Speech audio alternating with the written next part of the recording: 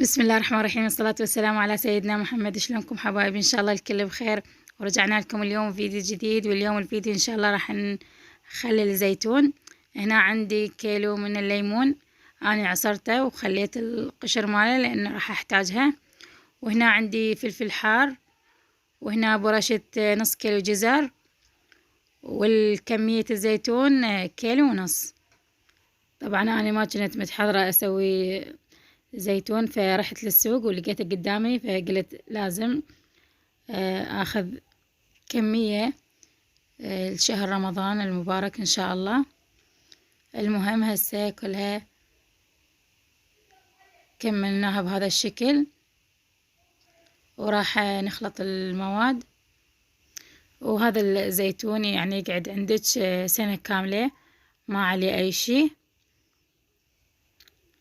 وهنا الفلفل الحار حابة تخلطيه بالكبة او تخليه صحاح مثل ما اني راح اخليه بهذا الشكل. قطعه يعني بالنص واتركه. هسه هنا خلطت المواد كلها، وراح اعبيها بهذا العلبة او الحافظة او البرطمان بهذا الشكل. بهاي الصورة اني خليتها. وراح اضيف هنا تقريبا كوبين ماي، وراح اضيف 4 معالق ملح خشن بهاي الصورة. وهنا راح اضيف الليمون اللي عصرناه. طبعا انا نسيت الحب مالته ما طلعته، بس مو مشكلة عادي. وهسه راح اضيف حبة السوداء او حبة البركة، يعني تنطي نكهة الزيتون كلش طيبة. هسه راح اخلط الملح مع الماء، وراح اضيف الماء.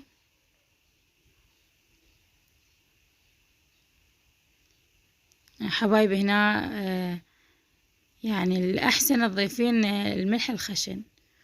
وهنا الليمون اللي عصرناها، فخلينا القشرة وراح نضيفه على الوجه حتى الزيتون يبقى راكد. وهسه راح اضيف لون الزعفران. هنا اختياري، بس انا حبيت يعني اسوي لونه على صفار. وهسه اخر شي راح اضيف زيت الزيتون. واذا ما عندك زيت الزيتون اضيفي زيت عادي. والكمية تقريبا ربع كوب او نص كوب زيت الزيتون. وهسه راح نخلي كيس نايلون حتى ما يدخل هواء،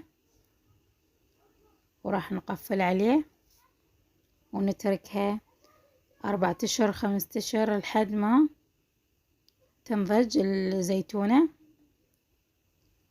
بهذا الشكل. ولهنا يخلص فيديونا اليوم. أتمنى ما تنسوا اللايك والاشتراك، وانتظرون في فيديو جديد، ومع السلامة.